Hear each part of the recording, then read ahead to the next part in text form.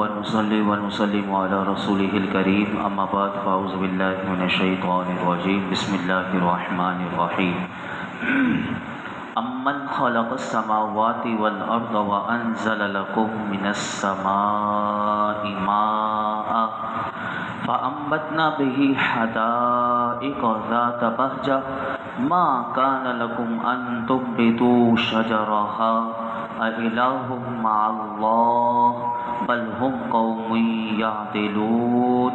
بھلا وہ کون ہے کہ جس نے بنایا آسمانوں کو زمین کو اور جس نے اتارا تمہارے لیے آسمان سے پانی، پھر ہم نے اگائے اس پانی سے خوش منظر باغات۔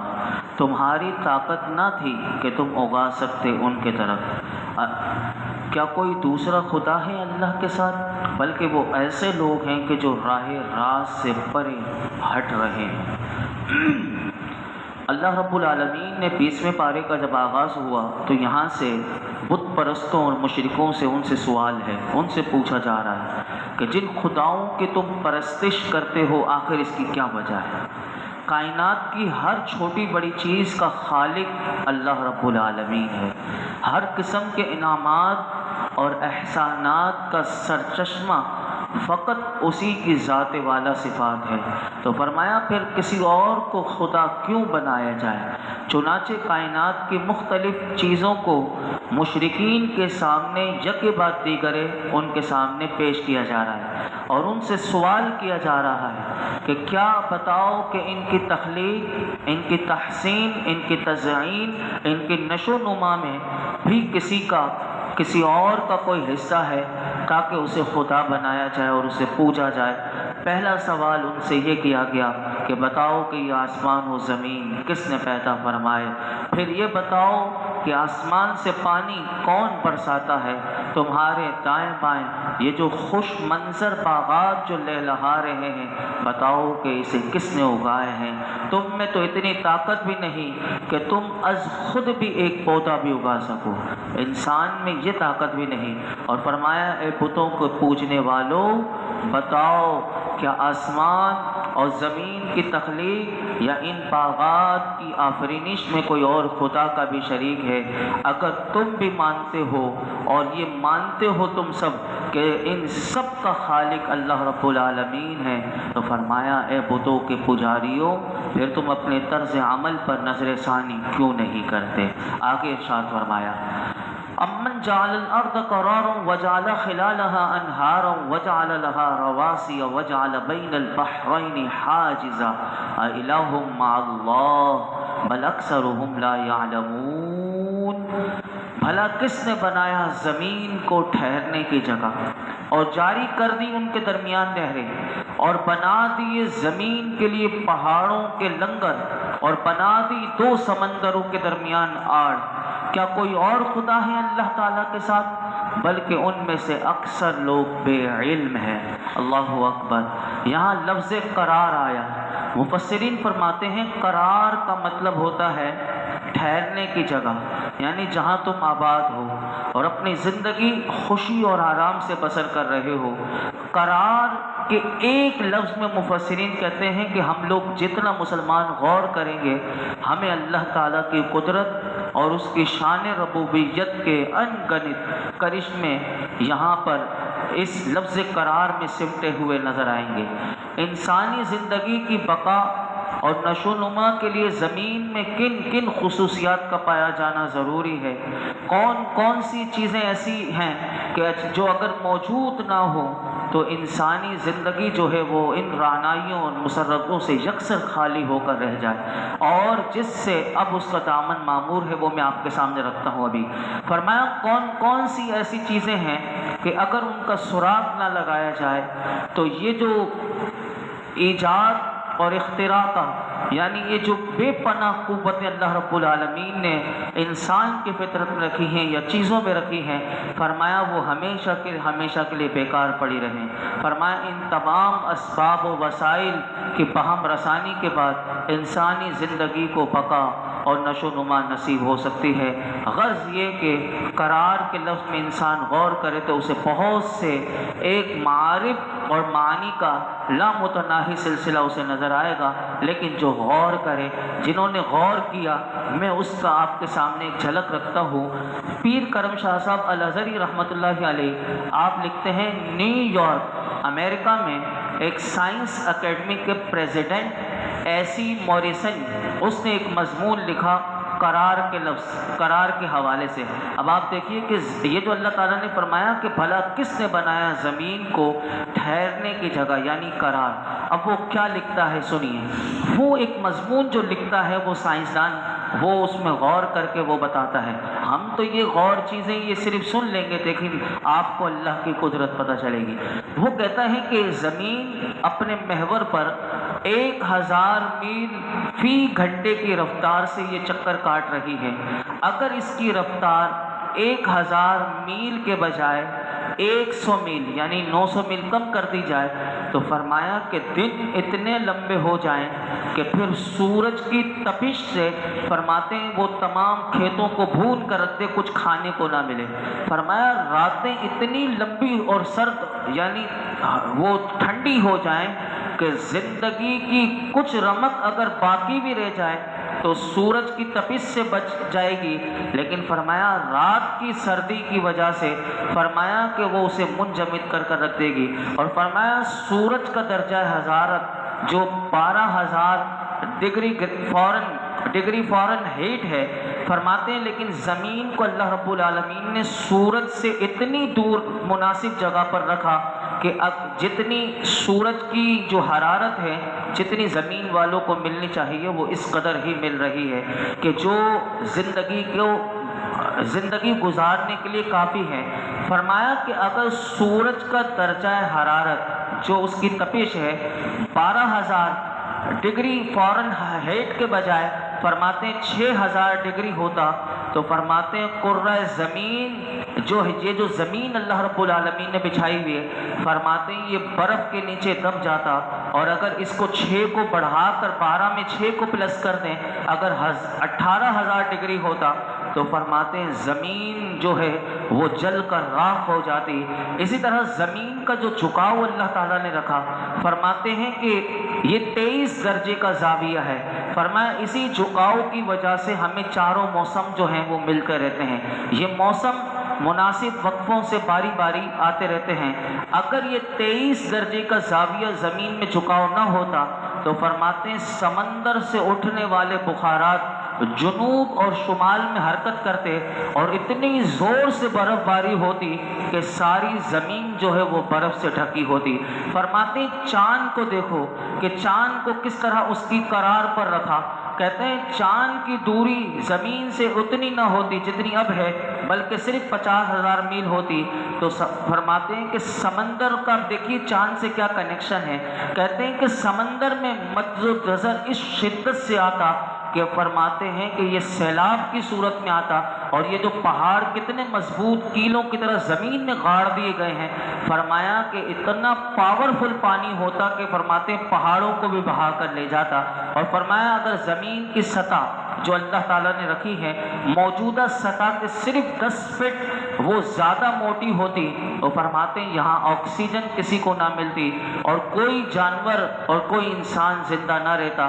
فرماتے ہیں سمندر جو اللہ تعالیٰ نے جس طرح سمندر کا ایک نظام بنایا، کہتے ہیں کہ اگر سمندر صرف چند فٹ گہرے ہو جاتے تو ساری کاربن ڈائی آکسائڈ اور آکسیجن وہ سمندر ہی چوس لیتا، یعنی نہ ہمیں آکسیجن ملتی زمین پر، اور فرمایا کوئی روئے زمین پر کوئی سبز پتا بھی درخت پر نہ دیکھتا، یعنی یہ ساری آکسیجن سمندر لے لیتا۔ فرمایا اس حکیمانہ نظام پر غور کرنے سے ہم اس نتیجے پر پہنچتے ہیں کہ کارخانہ ہستی، اے بتوں کے پجاریوں، اے مشرکوں، یہ کارخانہ ہستی کا جو نظام ہے یہ خود بخود نہیں آ گیا، بلکہ ایک حکیم و دانا خالق نے اس کی تخلیق فرمائی، ورنہ زندگی کا کوئی امکان نہ تھا۔ یہ تھا وہ قرار کا تھوڑا سا مفہوم جو وہ سائنس امریکی یونیورسٹی کے ایک سائنسدان نے اپنے مضمون میں لکھا۔ اب آپ اس کو میں تھوڑا سا اور آسان کر کے اپنی گفتگو سمیٹتا ہوں۔ آج 2 ہی آیات پر گفتگو ہو چکی۔ اسی طرح اللہ تعالیٰ نے جو دوسری بات، یہ تو تھی زمین کے حوالے سے، اسی آیت میں اللہ تعالیٰ نے فرمایا کہ اسی زمین کے درمیان ہم نے نہریں جاری کر دی اور بنا دی زمین کے لیے پہاڑوں کے لنگر، اور بنا دی دو سمندروں کے درمیان آڑ۔ اب اس کو میں تھوڑا سا آپ کے سامنے رکھ دوں۔ اب دیکھیے کہ اللہ رب العالمین نے زمین تو ہمیں دے دی، لیکن اسی زمین میں اللہ رب العالمین نے، کیونکہ انسان نے رہنا تھا، اسی زمین پر انسان نے بسنا تھا، تو اس کے لیے پانی اس کی اہم ضرورت ہے۔ تو فرمایا کہ پانی کی فہم رسانی کے لیے اللہ تعالیٰ فرماتا ہے ہم نے ندیاں جاری کر دی۔ اور کیسے کی؟ تو کچھ ظاہری سطح پر دریاؤں، چشموں کی شکل میں ہمیں نظر آتی ہیں، اور کچھ زیر زمین جن سے فرمایا تم کنویں کھود کر یا ٹیوب ویل لگا کر ان کو دوسرے مختلف طریقوں سے پانی کو نکال لیتے ہو اور اپنی ضرورت کو پورا کر لیتے ہو۔ ہموار میدان ہو یا اونچے پہاڑ، ہر جگہ اللہ تعالیٰ فرماتا ہے ہم نے تمہیں پانی کا ذخیرہ فراہم کر دیا۔ ذرا غور تو کرو، جہاں پانی نایاب ہے یعنی نہیں ہے، یا اس کی سطح کو ہم نے گہرا کر دیا ہے کہ جہاں تک اس مشینی دور میں بھی تمہاری رسائی نہیں ہوئی۔ اور فرمایا کہ اگر تمہیں پانی جہاں نہ ملے تو اللہ تعالیٰ فرماتا ہے تم کوئی بستی تو آباد کر کے یا کوئی باغ لگا کر یا کوئی فصل کاشت کر کے تو دکھاؤ کہ دیکھو ہم نے تمہیں پانی جیسی کتنی بڑی نعمت دی۔ یہ اللہ تعالیٰ غور و فکر کی دعوت دیتا ہے۔ دوسری بات یہ ہو گئی۔ تیسری بات، اب کرۂ زمین جو اللہ تعالیٰ نے ہمیں جو زمین دی ہے یہ کس پر ہے، کیسے بنی ہوئی ہے؟ تو اس کو علماء کہتے ہیں کہ یہ ہوا میں معلق ہے۔ اور کیسے اللہ تعالیٰ نے رکھا ہوا ہے زمین کو؟ فرمایا کہ اس کو اللہ تعالیٰ نے ہوا میں، یہ زمین کی سطح جو ہے وہ ہوا میں معلق ہے، اور اس کو اللہ تعالیٰ نے پہاڑوں کے ذریعے اس کو گاڑ دیا ہے۔ اگر یہ پہاڑوں کے لنگر نہ ہوتے اور یہ پہاڑ اللہ تعالیٰ پیدا نہ کرتا زمین کو ٹھہرانے کے لیے، قرار کے لیے، تو فرمایا یہاں آبادی کا نام و نشان نہ ہوتا۔ کیوں؟ آپ علماء کہتے ہیں کہ اگر یہ پہاڑ نہ ہوتے جس کو کیلوں کی طرح اللہ نے گاڑ دیا، تو پھر ہوتا یہ کہ زمین ہر وقت جھٹکے لیتی رہتی، جیسے کہ زلزلے آتے ہیں۔ تو فرمایا اسی طرح خوفناک زلزلے کے جھٹکے آتے، اور زلزلہ جب آتا ہے تو آنے واحد میں فلک بوس عمارتیں ہوں اور گنجان آبادیاں ہوں، وہ ویران ہو جاتی ہیں۔ اور فرمایا دریاؤں کے رخ بدل جاتے اور زمین کے شکم سے آگ کے شعلے نکلنے لگتے، لیکن اللہ تعالیٰ فرماتا ہے کہ ہم نے اپنی قدرت اور حکمت سے پہاڑوں کے کیل گاڑ کر ہم نے زمین کا توازن جو ہے وہ برقرار رکھا ہے، اور وہ اپنی طبعی حرکت سے متحرک ہونے کے باوجود بھی کبھی تمہارے لیے اضطراب کا باعث نہیں بنتی۔